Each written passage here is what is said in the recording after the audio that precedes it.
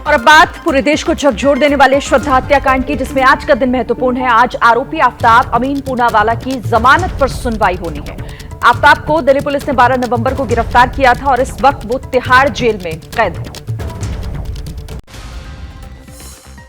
आफ्ताब अमीन पूनावाला, जिसने अपनी गर्लफ्रेंड श्रद्धा वालकर की हत्या के बाद उसकी लाश के 35 टुकड़े कर दिए, जिसका गुनाह करीब 6 महीने तक छुपा रहा, लेकिन जब पर्दा हटा तो आफ्ताब पुलिस के शिकंजे में आ गया।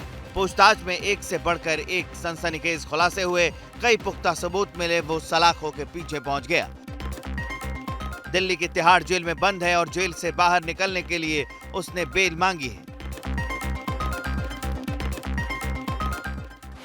आफ्ताब ने शुक्रवार को साकेत कोर्ट की कोर्ट नंबर 303 में जमानत अर्जी लगाई थी। अदालत में उसकी बेल एप्लीकेशन पर आज सुनवाई होगी। आफ्ताब को जमानत मिलेगी या नहीं, वो कोर्ट में होने वाली हियरिंग के बाद पता चलेगा। लेकिन आपको याद दिला दें कि आफ्ताब के खिलाफ पुख्ता सबूत हैं जो पुलिस को मिल चुके हैं,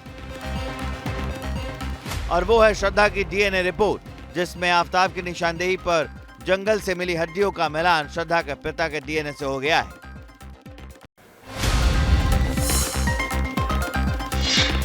और अब वो खबर जिसने हर माता पिता को झकझोर दिया, स्कूल जाने वाले बच्चों को लेकर फिक्र बढ़ा दी, क्योंकि दिल्ली में एक स्कूल के टीचर ने 5वीं में पढ़ने वाले एक मासूम बच्ची पर पहले तो कैंची से वार किया और फिर छत से फेंक दिया।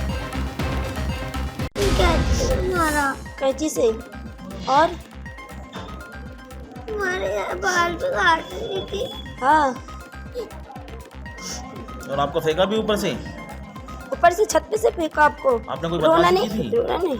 रूह कपा देने वाली ये आप बीती 5वीं क्लास में पढ़ने वाले उस मासूम की, जिस पर उसकी स्कूल टीचर ने जानलेवा हमला किया। मामला दिल्ली के देशबंधु गुप्ता रोड थाना इलाके के प्राथमिक स्कूल का है, जहां गीता देशवाल नाम की टीचर ने मासूम बच्ची को पहले तो कैंची मारकर घायल कर दिया। लहूलुहान बच्ची को देखकर बाकी बच्चे सहम गए, रोने लगे, लेकिन तभी इस टीचर ने बच्ची को पहली मंजिल से नीचे फेंक दिया और जोर जोर से चिल्लाने लगी।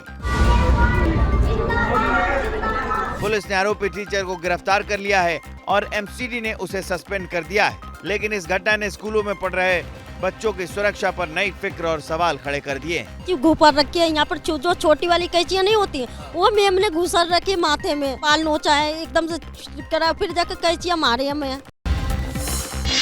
ब्रेक के बाद आपका स्वागत है। कांग्रेस की सबसे बड़ी कमजोरी क्या है और बीजेपी की सबसे बड़ी ताकत क्या है?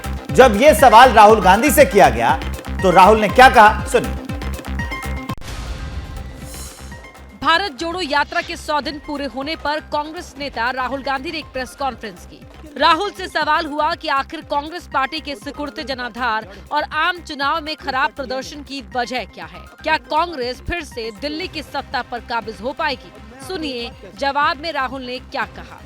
कमियां रही हैं, मैं ये नहीं कह रहा हूँ कि कांग्रेस पार्टी ने कभी गलती नहीं की, गलती की है, बहुत गलतियां की हैं। जिस दिन कांग्रेस पार्टी ने अपनी जड़ पकड़ ली, जिस दिन जो कांग्रेस है वो कांग्रेस संगठन बन गया, उस दिन यहाँ पे कोई नहीं हरा सकता। बीजेपी के राजनीतिक उदय पर राहुल गांधी बोले कि बीजेपी की असली ताकत है कि वो विपक्ष को बदनाम कर देते हैं। राहुल ने कहा कि बीजेपी से विचारधारा के लेवल पर लड़ने वाली कांग्रेस इकलौती पार्टी है। यही पार्टी है जो बीजेपी के खिलाफ लड़ रही है, जो पीछे नहीं हटती है, आइडियोलॉजिकली लड़ रही है, और यही पार्टी बीजेपी को आने वाले समय में हरा के दिखाएगी। और अब खबर अंधविश्वास से जुड़ी हुई। तंत्र मंत्र, जादू टोने और सिद्धि के फेर में एक शख्स ऐसा उलझा कि उसने अपनी ही मौत की सुपारी भी डाली। उसे यकीन था कि मरने के 1 घंटे बाद वो जिंदा हो जाएगा। इसके बाद जो हुआ उसे सुनकर प्रयागराज पुलिस के भी होश उड़ गए। आशीष दीक्षित नाम का ये युवक इतना अंधविश्वासी हो चुका था कि इसे लगता था कि उसे दैवीय शक्तियां प्राप्त हो चुकी हैं और वो सर्वशक्तिमान बनकर दुनिया पर राज कर सकता है। 5 महीने पहले हरिद्वार में आशीष की मुलाकात नीतीश से हुई। आशीष के बातों में नीतीश ऐसा उलझा कि घर नौकरी छोड़कर वो आशीष के साथ प्रयागराज चल दिया।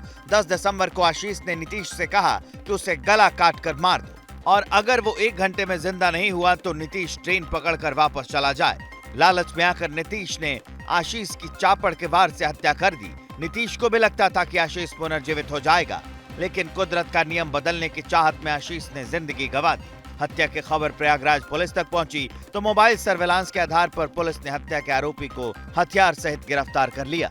जहाँ गए हैं वहाँ से वो यही बातें करते आ रहे थे कि इस तरीके से कार्य करना है। अगले दिन बस यही हुआ था कि उन्होंने जो जगह डिसाइड की थी वहाँ पे पूजन करके फिर उन्होंने जैसे बोला था वैसे काम करके हम वहाँ से गंगा जी में प्रभावित करके रेलवे स्टेशन चले गए थे।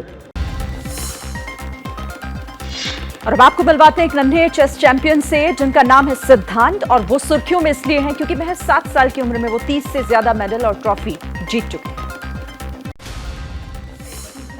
हरियाणा के फरीदाबाद में रहने वाले रमन राणा के परिवार की खुशी का सबब है उनका 7 साल का बेटा सिद्धांत, जिसने इतनी कम उम्र में न सिर्फ परिवार बल्कि पूरे फरीदाबाद का नाम रोशन किया है।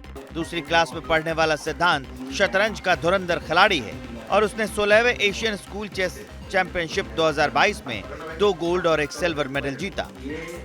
श्रीलंका में खेल गया था, चेस में गोल्ड जीता। बीते 1 साल में सिद्धांत ने स्कूल से लेकर नेशनल और इंटरनेशनल लेवल तक 30 से ज्यादा इनाम अपने नाम किए हैं। उसके इस टैलेंट का पता कोरोना काल में चला।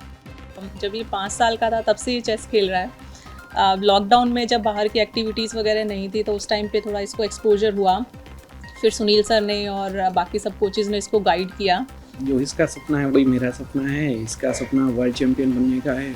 जिस तरह इतनी छोटी उम्र में उसने अपनी प्रतिभा का लोहा मनवा लिया है, उसे देखकर पूरा यकीन हो गया है कि एक दिन उनका वर्ल्ड चैंपियन बनने का सपना जरूर पूरा होगा। जैसे ही घड़ी का काटा दोपहर 2:30 पे आए, बबीता जी का दिल सास बहू साजिश के लिए मचल जाए। और ये है इनकी बहू, पूरे दिन ऑफिस की टेंशन हो जाए गॉन जब ये करें अपना फेवरेट शो फ्री टाइम पे ऑन। इनकी तरह आप भी देखिए अपना फेवरेट शो अपने टाइम पर और डाउनलोड कीजिए एबीपी लाइव ऐप अपने स्मार्ट टीवी पर।